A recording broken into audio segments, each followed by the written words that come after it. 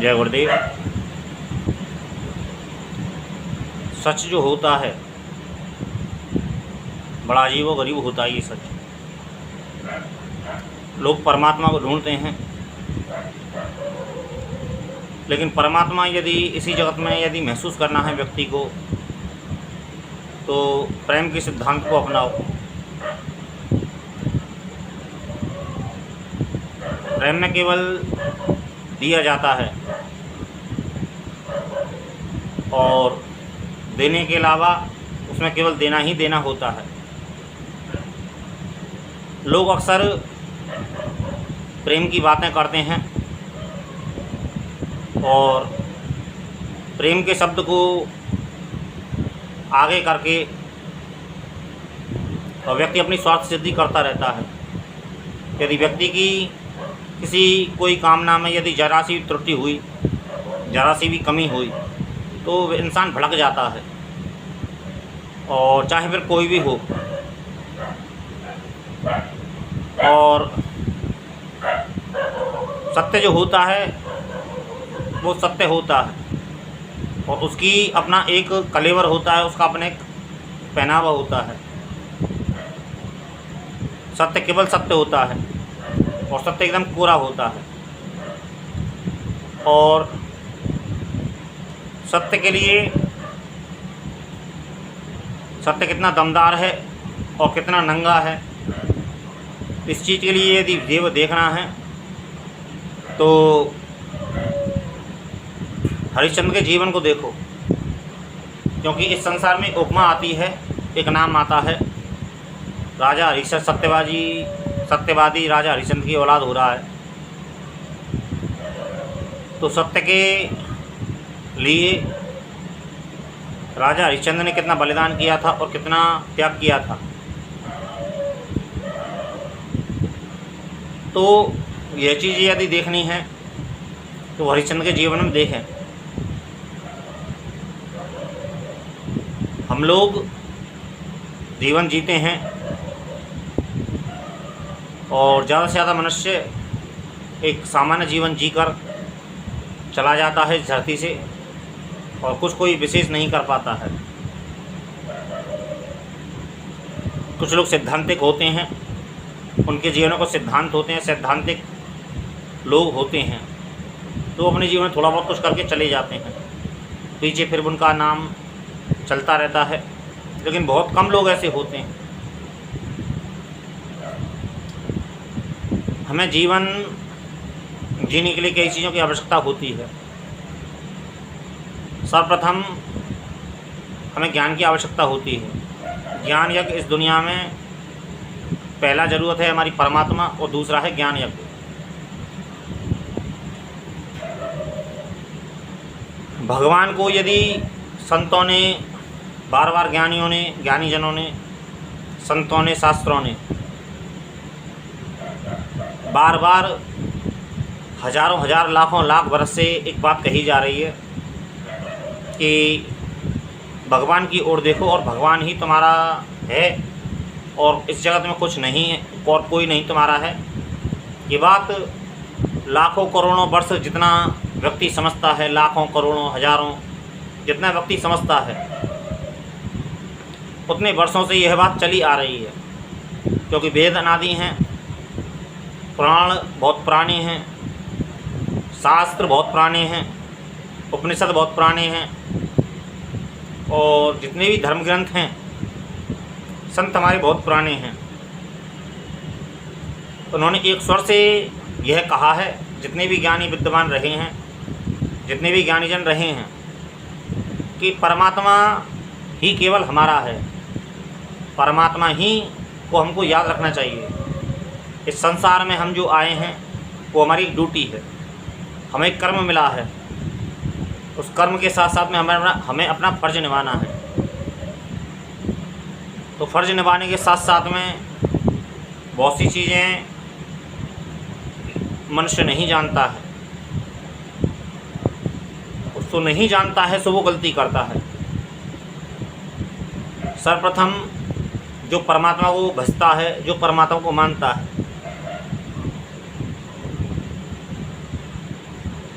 तो उसे परमात्मा जब कोई मुसीबत आनी होती है या फिर कुछ उसे जीवन में कोई समस्या आने वाली होती है या फिर कुछ वो त्रुटि कर रहा हो जीवन में कोई कर्म के, जब वो कर्म करता है तो उसमें कोई कमी कर रहा है, उसमें त्रुटि करता है या फिर कोई गलती करता है, तो भी परमात्मा संकेत देते हैं। लेकिन उस संकेत को हम कितना समझ पाते हैं और कितना समझने का प्रयास करते हैं।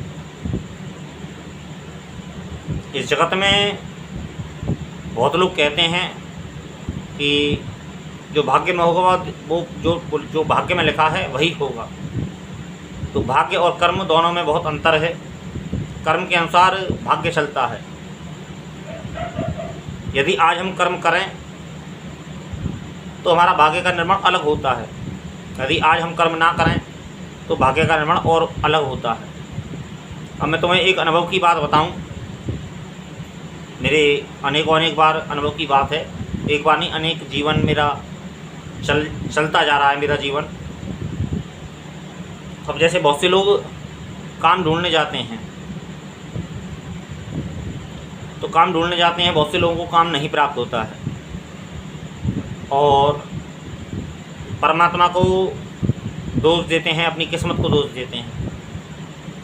उससे यह सिद्ध नहीं होता है कि परमात्मा तुम्हारे साथ नहीं है या फिर परमात्मा तुम्हारा साथ नहीं देना चाहता है। बीमार व्यक्ति की तो खैर मैं कहता नहीं हूँ, जो स्वस्थ व्यक्ति है काम ढूंढने जाता है बाज़ार में। अक्सर बहुत से जीवन में ऐसी घटनाएं आती हैं, बहुत सी ऐसी कहानियां सुनी हैं।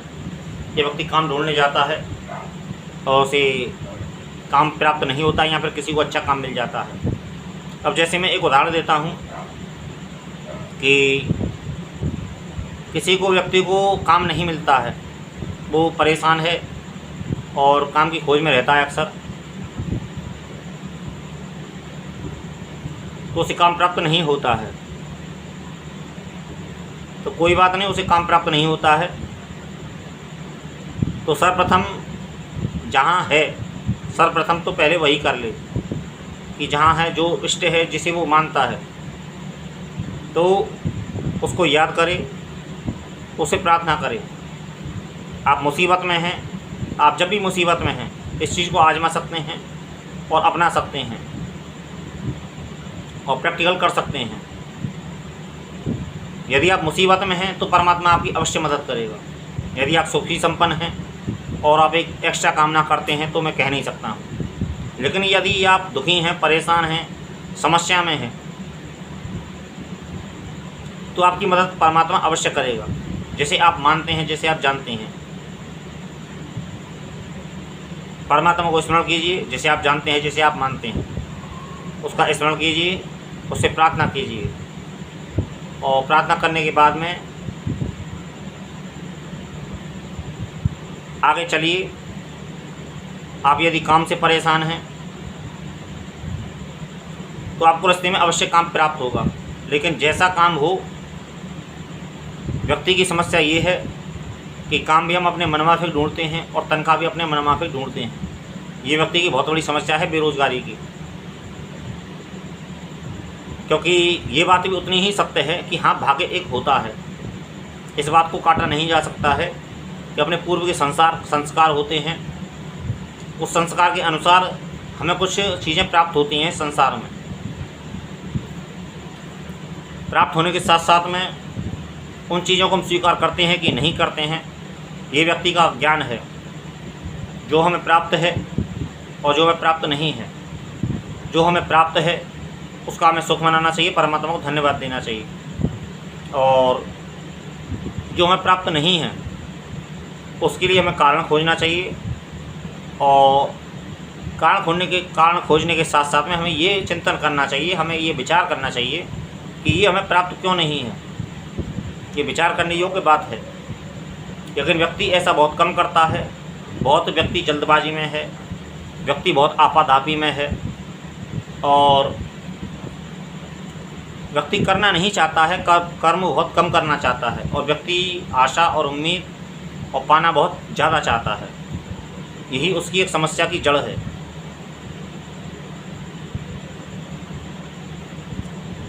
मेरे अनुसार मैं जहाँ वर्तमान में हूँ पूर्ण संतुष्ट हूँ। मेरे पास में धन नहीं है और मेरे पास में मनमाफिक वो चीज़ें नहीं हैं जो इंसान एक सामान्य तौर पर सोचता है। लेकिन मैं अपने आप को बहुत ज़्यादा सुखी मानता हूँ क्योंकि मेरे पास में संतुष्टि और परमात्मा है। मेरे पास में मेरे गुरुदेव हैं। सर्वप्रथम मेरे गुरुदेव हैं, दूसरी गुरुदेव की कृपा से मेरे पास में संतुष्टि है जो मैंने ज्ञान अर्जन किया है अपने जीवन में। मेरे पास में धन नहीं है, मेरे पास में बहुत धन नहीं है।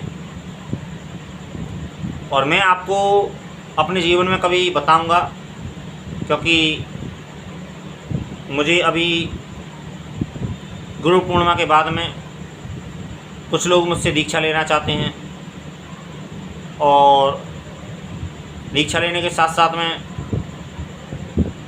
बहुत से लोग अपनी परेशानी की समस्याओं का समाधान खोज रहे हैं। तो मुझे उनको समय देना गुरु पूर्णिमा के बाद में।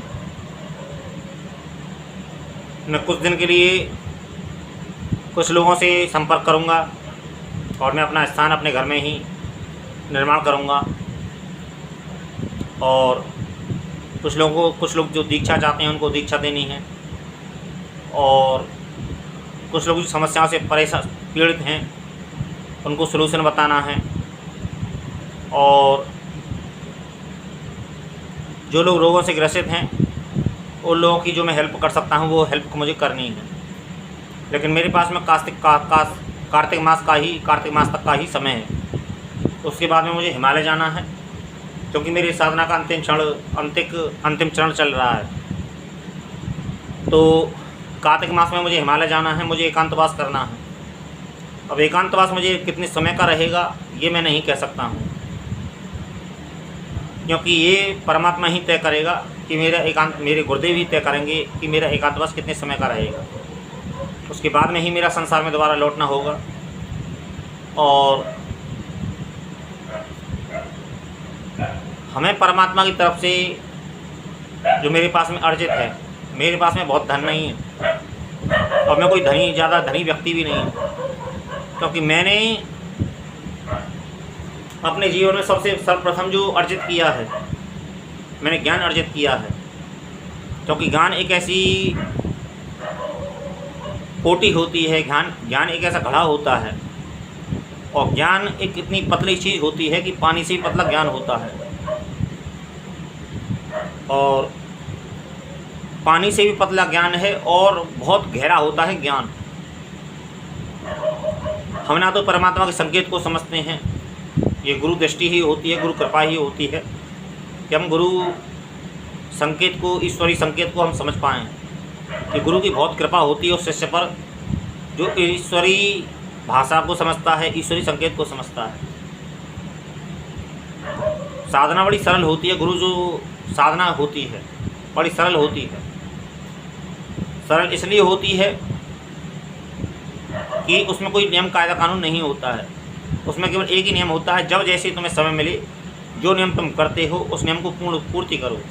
ना उसमें कोई ब्रह्मचर्य का वो है, ना उसमें कोई तामसिक वस्तुओं का निषेध होता है। लेकिन हाँ, इतना अवश्य निषेध होता है, मेरा जहाँ तक अनुभव रहा है कि उस गुरु मंत्र साधना में तामसिक वस्तु का भी निषेध नहीं होता है, केवल श्रद्धा का ही एक समावेश होता है। लेकिन व्यक्ति को करना ही चाहिए, सात्विक तरीके से ही करना चाहिए। लेकिन किसी कारण से व्यक्ति नहीं कर पाता है क्योंकि कारण अनेक होते हैं। जीवन बड़ी विचित्र चीज़ होती है तो उसमें बहुत से लोग नहीं कर पाते हैं। तो गुरु मंत्र में अभी तक जो मेरे जीवन का जो अनुभव रहा है, जो तजुर्बा रहा है कि हमें शक्ति मिलेगी पूरी और नियम कायदा कानून कोई है ही नहीं। और एक अनुभव की बात और रही है कि यदि हमको सद्गुरु प्राप्त हो जाए, सही गुरु प्राप्त हो जाए, तो गुरु के चरणों में समर्पण क्या होता है, प्रणाम क्या होता है कि प्रणाम सबसे पहले जो हम प्रणाम करते हैं अपने गुरुदेव को या फिर भगवान को, तो सर्वप्रथम अपने मन को प्रणाम कराना है, शरीर को प्रणाम नहीं करना है। शरीर तो मन के एक ओझल है, यदि आपके मन में और बुद्धि में चेतना है मौजूद और आपका ध्यान चारों ओर है, एक व्यक्ति ऐसा होता है रोड पर चलता है और मस्त हाथी की तरह चलता है, पीछे से हॉर्न बज रहा है लेकिन उसे सुनाई नहीं पड़ रहा है, पता नहीं उसका ध्यान कहाँ है। और एक व्यक्ति ऐसा होता है जो ज्ञानी जो होता है, जिसमें मैं स्वयं इस भूमिका को निभाता हूँ। कभी कभी मुझे बहुत क्रोध आता है इन चीज़ों पे, क्योंकि मैं गाड़ी पर जब चलता हूँ तो बहुत से लोगों को हॉर्न दिया जाता है लेकिन वो हॉर्न को सुनाई नहीं देते हैं, हॉर्न को सुनते नहीं हैं। कब बड़ी क्रोध आता है, लेकिन इसको एक परमात्मा की लीला ही समझा जाता है, क्योंकि कदम कदम पे परमात्मा का वास है और परमात्मा सबके साथ है, ये भी एक बात है। और कदम कदम पे परीक्षा ली जाती, क्योंकि ये जो जगत है ये इसको भवसागर भी कहा जाता है। और भवसागर कहने के साथ साथ में कभी भी व्यक्ति कोई पूर्ण समझ ले अपने आप को तो मूर्खता है, कभी कोई व्यक्ति पूर्ण नहीं हो सकता है। हमें जीवन में संभल के चलना पड़ता है। हम कितने ही ज्ञानी हो जाएं, हम कितने ही वो हो जाएं, लेकिन फिर भी उसके परमात्मा उसको अपनी उसमें रखता है। और जो उत्तम कोटि के जो होते हैं,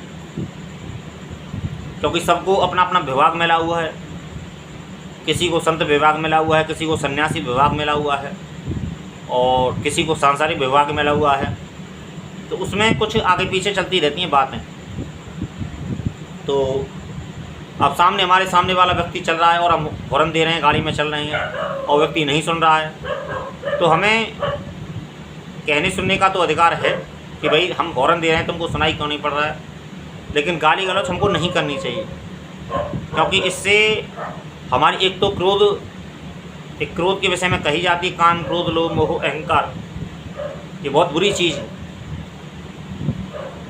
तो मेरी नज़र में ना तो बुरी चीज़ है ना अच्छी चीज़ है, हर चीज़ की एक मात्रा होती है। हमें धर्म का लोभ करना चाहिए, परमात्मा के भजन का लोभ करना चाहिए। हम कहते हैं एक गिलास में पानी भरा हुआ है, आधा खाली आधा भरा हुआ है, तो किसी को आधा खाली दिखता है, किसी को आधा भरा हुआ दिखता है। तो अपनी अपनी दृष्टि है।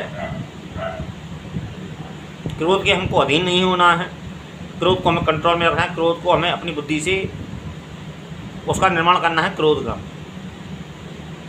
क्योंकि जो गुरुजन के संपर्क में रहते हैं, जो भगवत प्राप्ति करते हैं, भगवत मार्ग में चलते हैं, तो उनके लिए कुछ वर्जनाएँ होती हैं और कुछ निषेध होते हैं। लेकिन कभी कभी परिस्थितियाँ ऐसी फंस जाती हैं, कभी कभी होनी होती है, तो वो होके ही रहती है। होने को कभी टाला नहीं जा सकता। जो प्रकृति ने कुछ रच रखा है कि ऐसा होना ही है। जो लोग भाग्य के अधीन होते हैं और कर्म को नहीं पहचानते हैं, तो वो लोगों को मूर्ख कहा जाए, अज्ञानी कहा जाए, या फिर नासमझ कहा जाए, क्या कहा जाए, मेरी समझ से परे चली जाती हैं ये बातें। क्योंकि मैं वही बात उसी को मैं कभी मैं सही कह रहा हूँ, कभी उसी बात को मैं गलत कह रहा हूँ। तो ये अपनी अपनी दृष्टि होती है, अपना अपना एक ज्ञान होता है व्यक्ति का। ईश्वर एक है, लेकिन ज्ञानी जन उसको अलग अलग परिभाषा करते हैं एक ईश्वर की, अपने अपने तरीके से उसकी घोषणा करते हैं, अलग अलग तरीके से उसका निर्माण करते हैं, अलग अलग तरीके से उसकी उपासना करते हैं, अलग अलग तरीके से उसकी व्याख्या करते हैं। जबकि ईश्वर एक है। एक ही ईश्वर के 5 स्वरूप हैं, स्वयं महाशंभु और श्री गणेश, श्री हरि विष्णु, भगवान कार्तिकेय और सूर्य भगवान, ये 5 भगवान हैं। और इनसे भी ऊपर की जो चीज़ आती है वो आती है सद्गुरु, क्योंकि सद्गुरु साक्षात परब्रह्म। तो जो लोग भाग्य को दोष देते हैं, तो भाग्य को दोष देना कोई गलत बात है। हमें बहुत सी ऐसी चीज़ें हैं जिनको समझना चाहिए, ज्ञानना चाहिए, और ज्ञानपूर्वक, होशपूर्वक। और गुरु पूर्णिमा के बाद में, और मैं एक बात और बता दूं आप लोगों को कि बहुत से लोग मुझसे गुरु दीक्षा चाह रहे हैं और बहुत लोग गुरु दीक्षा मुझसे लेना चाहते हैं। तो पहली बात तो यह समझ लीजिए कि गुरु दीक्षा मैं उस तरीके से नहीं देता हूं जिस तरीके से लोग समझते हैं। मेरा अपना एक पंथ है। मेरे सदगुरु ने कभी मेरे कान में मंत्र नहीं फूंका है, और कान में मंत्र ना फूंकने के साथ साथ में मैं भी कभी कान में मंत्र नहीं फूंकूँगा। जब भी दीक्षा होगी तो सम्मुखी होगी, सामने से ही होगी। मैं कान में मंत्र देने का आदी नहीं हूँ, ये परंपरा मैं नहीं चलाऊँगा, क्योंकि ये परंपरा चली आ रही है। ये परंपरा मैं नहीं चला सकता हूँ, क्योंकि ना तो मैं तांत्रिक हूँ और ना ही मैं मांत्रिक हूँ। मैं तो भक्ति क्षेत्र का एक साधक हूँ, और भक्ति क्षेत्र में जो मुझे प्राप्त हुआ है अपने सदगुरु से, वही चीज़ मैं आप लोगों के सामने पेश कर सकता हूँ, और वही चीज़ मैं जानता हूँ, और उससे मेरे जीवन में कोई कमी नहीं है, संतुष्टि है, कोई त्रुटि नहीं है। ना तो मेरे जीवन में, ना मेरी समस्याओं में कोई कमी है, ना मेरे घर परिवार में, और मैं पूर्ण आनंद में हूँ, और आनंद के साथ साथ में संतुष्ट हूँ। लेकिन कुछ लोगों की जिज्ञासा है, मेरी भी ऐसी जिज्ञासा है कि कुछ लोगों से काम आया जाए, और कुछ लोगों से दीक्षा दिया जाए, कुछ लोगों को मेहनत करवाई जाए। कुछ लोग साधना करना चाहते हैं तो वो लोग साधना करें, क्योंकि मैंने थोड़ा बहुत समय मैंने अपने तंत्र क्षेत्र में ही बिताया है, और तंत्र क्षेत्र में बिताने के साथ साथ में मैंने जो अनुभव प्राप्त किए हैं, तो वो पुस्तक के माध्यम से भी, और यूट्यूब के माध्यम से भी, और सामने वाले व्यक्ति के माध्यम से भी लोगों को दिया जाए, और उनसे समझाया जाए, उसे समावेश किया जाए, उसको व्यक्ति को महसूस कराया जाए, और व्यक्ति प्रैक्टिकल करे अपने जीवन में। और गुरु का स्थान पहला होता है इस जगत में। गुरु के बाद में किसी का स्थान है तो वो ईश्वर का है, पहला स्थान गुरु का है। और गुरु को ही हम, तो कुछ विद्याएं हैं ऐसी, और कुछ विद्या नहीं है, बहुत विद्या ऐसी हैं जो बड़ी विद्याएं हैं, वो केवल गुरुमुखी ही हैं। और गुरुमुखी होने के साथ साथ में गुरुमुख से ही वो प्राप्त होती हैं। जब वो सामने वाले को पात्र देखते हैं, योग्यता देखते हैं, तो उसे वो चीज़ें प्राप्त हो जाती हैं, स्वतः ही प्राप्त हो जाती हैं। सर्वप्रथम जो प्राप्त होती है गुरु कृपा ही प्राप्त होती है। गुरु कृपा से ही सारी चीज़ें धीरे धीरे संभव होने लग जाती हैं, और जिस तरीके से जो योग्यता साधक पेश करता है उसके तरीके से, उसके अनुसार, और उसके भी जीवन में वैसी वैसी घटनाएं घटने लग जाती हैं। लेकिन किसी व्यक्ति को, किसी शिष्य को विशेष नहीं समझना चाहिए अपने आप को, और पूर्ण नहीं समझना चाहिए कभी भी अपने आप को, और एक महत्वपूर्ण एक अहंकार के साथ में नहीं जीना चाहिए। हम एक मनुष्य हैं, सर्वप्रथम हमें एक मनुष्य की तरह रहना चाहिए, और मनुष्य की तरह हमें अपने सामने वाले से व्यवहार करना चाहिए। हमें, यदि हमारे पास में कोई विद्या है, यदि हमारे पास में कोई चीज़ है, तो हमें उसका अहंकार नहीं करना चाहिए। परमात्मा को बुरा लगता है, तो हमें एक प्रेम की एक अनुभूति होनी चाहिए, और प्रेम को ही अनुभूति हमें सामने वाले को देनी चाहिए। जय गुरुदेव।